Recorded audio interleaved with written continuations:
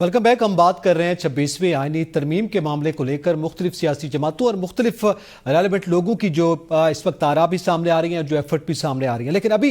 ये खबर भी सामने आई है कि चूंकि पीटीआई ने कहा था कि उनके बानी पीटीआई से मुलाकात जब तक नहीं होती तब तक इस मामले पर वो अपनी हतमी राय नहीं दे सकते, मगर मौलाना साहब के मुसवदे पर उनका इत्तफाक रहा है। तो सुबह 8 बजे एक वफ्द जो है वो बानी पीटीआई से मुलाकात करेगा। इस हवाले से ये ताज़ा अपडेट है जो आपके साथ हम शेयर कर रहे हैं। सर, इस हवाले से भी ज़रा आप बताइएगा और इसके साथ साथ ये भी आगाह कीजिएगा कि आप क्या समझते हैं। हम अभी बात कर रहे थे कि जो सुप्रीम कोर्ट का ज़ाहिर फैसला तो आ चुका 12 जुलाई का, उसकी दूसरी वजाहत भी भेज दी गई। इलेक्शन कमीशन की इंप्लीमेंटेशन में रेजिस्टेंस दिखाई दे रही है, तो ये उठ किस करवट बैठेगा? देखिए, अब असल में सिचुएशन ऐसी बिल्डअप हो गई है पिछले 1 महीने में कि तमाम सियासी और आइनी मामलात आपस में बहुत गुंजल हो गए हैं। जहाँ तक आपने बात की है खान साहब से मुलाकात की, तो मैंने भी पिछले उसमें भी यही बात की थी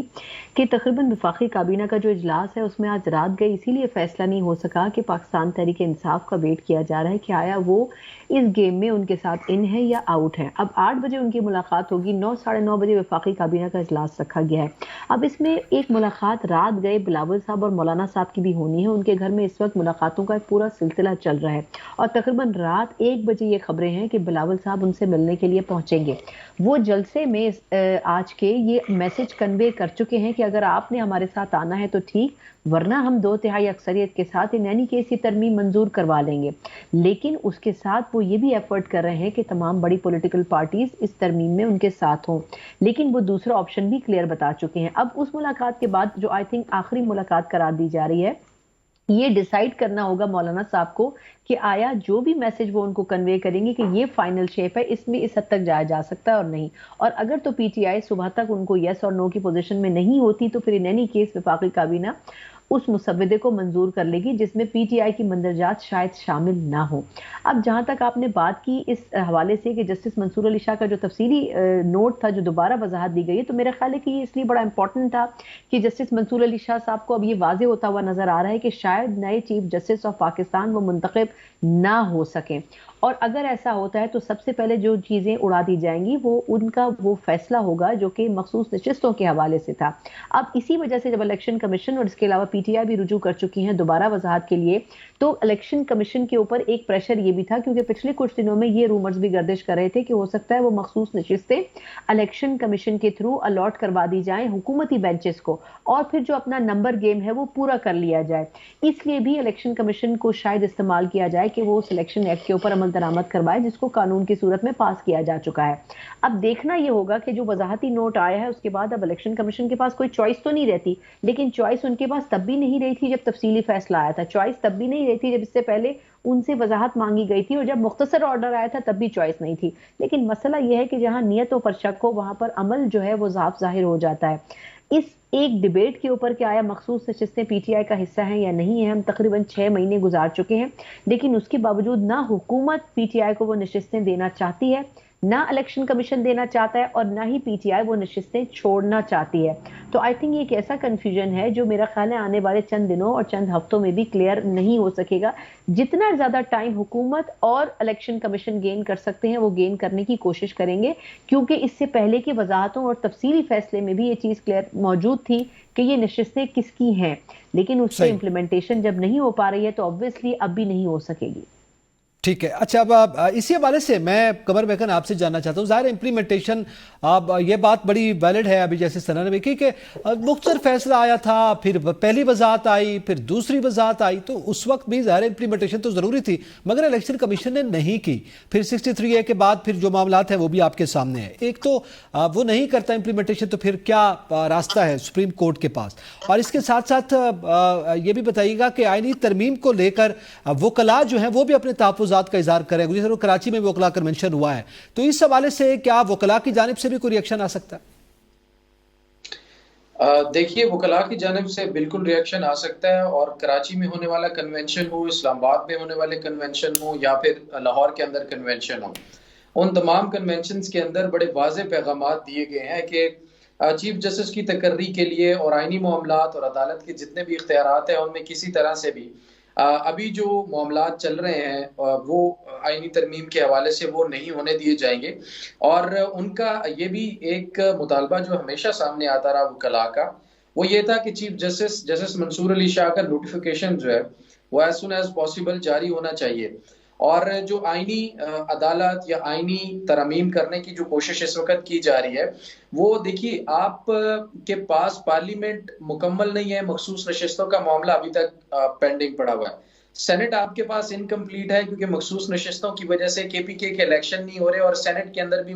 جو تعداد ہے وہ پوری نہیں ہے، اور آپ آئینی ترمیم کرنا چاہ رہے ہیں، مطلب آپ اپنا بنیادی ڈھانچہ تو کم از کم کمپلیٹ کریں۔ تو وکلاء کا یہ جو مطالبہ ہے سارے کا سارا وہ بالکل درست ہے، اور وکلاء کی طرف سے شدید ریاکشن اس صورت میں آئے گا۔ میری جتنے بھی لوگوں سے بات ہوئی ہے وہ تمام تر لوگ اس بات پر بالکل بڑے مکمل اعتماد کے ساتھ کھڑے ہیں کہ اگر یہ کسی قسم کی بھی آئینی ترمیم کرنے کی کوشش کی جائے گی تو اس کے بعد ایک وکلاء موومنٹ جو ہے وہ سامنے آ سکتی ہے، اور دوسری طرف یہ تحریک انصاف کے جو احتجاج ہیں یا جو اسٹریٹ موومنٹ ہے اس کو بھی جو ہے وہ تقویت دے گی، اور وہ معاملہ آلریڈی وہ احتجاج کی صورت میں سڑکوں پر ہیں، آج بھی انہوں نے احتجاج کیا ہے۔ دوسرا آپ نے لیکن قمر آج کا احتجاج کوئی زیادہ مؤثر احتجاج نہیں ہے، اس کی بھی تھوڑی وجہ چلیں آپ ہی سے میں جان لیتا ہوں، کوئکلی ذرا بتا دیجیے گا، کیا ان کی قیادت نہیں ہے، آپس میں کوارڈینیشن نہیں تھی، قیادت روپوش ہے، کوئی مؤثر احتجاج نہیں سامنے آ پایا؟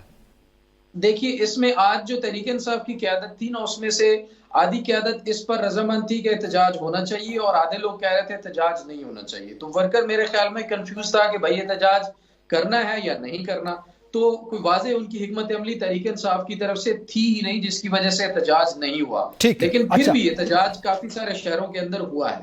دوسرا آپ نے سوال کیا تھا کہ الیکشن کمیشن نے جی قمر اس پہ آتے ہیں، تھوڑا آگے بڑھتے ہیں۔ میں بشیر چودھری صاحب آپ سے جاننا چاہتا ہوں، آپ ذکر کر رہے تھے کہ بظاہر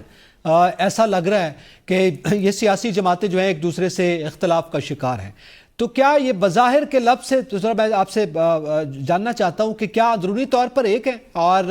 یا ان کے درمیان کوئی کنسنسس ہو چکا ہے، اور اس کے ساتھ ساتھ آپ کیا سمجھتے ہیں کہ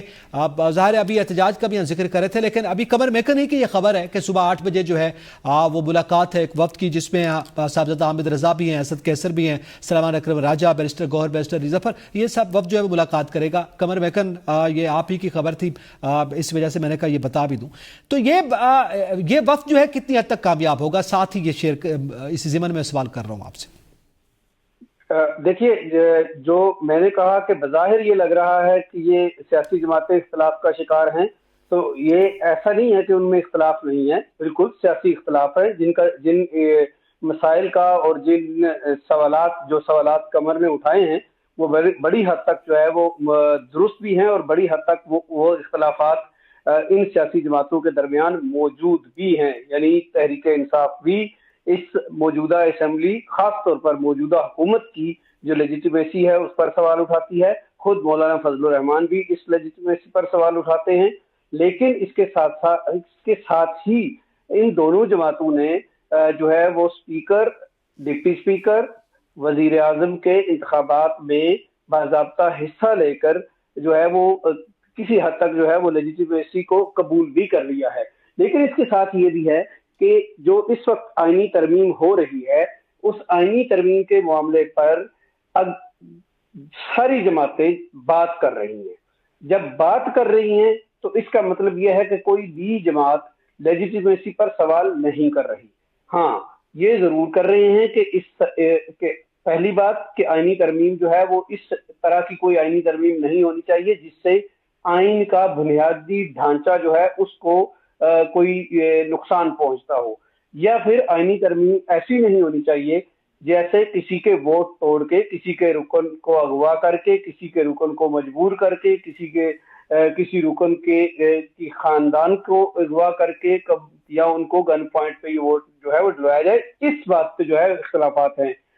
پھر جب بات ہوتی ہے، آج اگر آپ نے دیکھا ہو کہ خورشید شاہ کی زیر صدارت جو اجلاس ہوا تھا پارلیمانی خصوصی کمیٹی کا، اس کمیٹی نے ایک ڈرافٹ کی منظوری دی ہے، اگرچہ جو فل فلیج جو امینڈمنٹ آ رہی تھی اس کو 2 حصوں میں تقسیم کر دیا گیا ہے، اور جو آج جس ڈرافٹ کی منظوری دی گئی ہے وہ عدالتی اصلاحات سے متعلق ہے۔ اور اس پر کم و بیش ساری جماعتوں نے اتفاق کیا ہے سوائے تحریک انصاف کے، اور تحریک انصاف کے بھی جس عامر ڈوگر چونکہ اس اجلاس میں موجود تھے تو انہوں نے اس پہ کوئی اختلاف نہیں کیا، لیکن انہوں نے کہا کہ اس پہ ہماری جماعت فیصلہ کرے گی، اور ہماری جماعت اس وقت بیٹھی ہوئی ہے مولانا فضل الرحمان کے گھر پہ، اور جب مولانا فضل الرحمان کے گھر پہ ملاقات ختم ہوئی تو بیرسٹر گوہر نے یہ کہا کہ ہمیں اس مسودے پر مولانا فضل الرحمان سے اتفاق ہے، لیکن ہم فیصلہ عمران خان سے ملاقات کے بعد کریں گے، تو اب وہ اجازت بھی مل گئی ہے،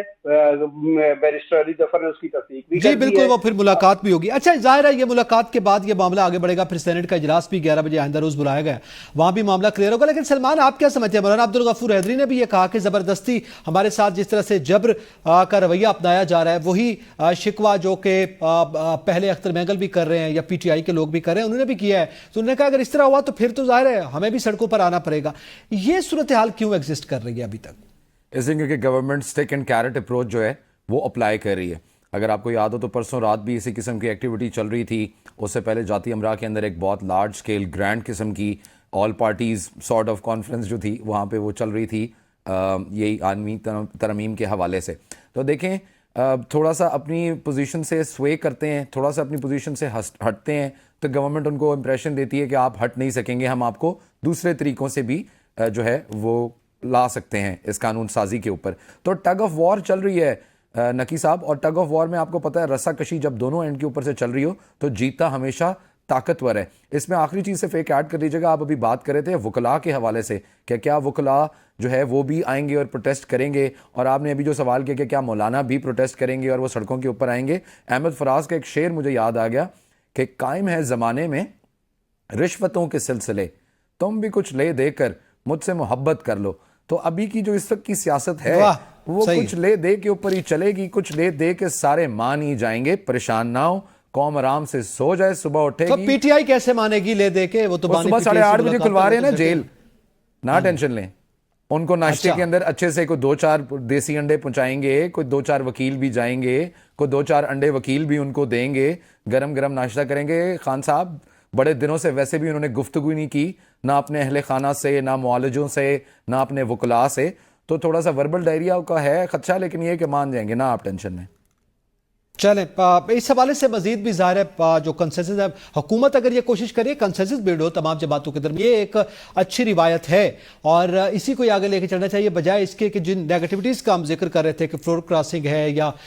لین دین کے معاملات جس کا ذکر ابھی سلمان کر رہے تھے، تو اس جانب نہیں بڑھنا چاہیے۔ اور اگر اس صورتحال میں اب دیکھنا یہ ہے کہ آئندہ روز سینٹ میں کیا ہونے جا رہا ہے، یا اس سے پہلے جو ملاقات ہوگی وفد کی بانی پی ٹی آئی سے، وہاں سے کیا جواب آتا ہے، اور اس کے بعد صورتحال مزید واضح ہو جائے گی۔ اسی کے ساتھ ہی تمام پینلسٹ کا بہت شکریہ، اجازت دیجیے، اللہ حافظ۔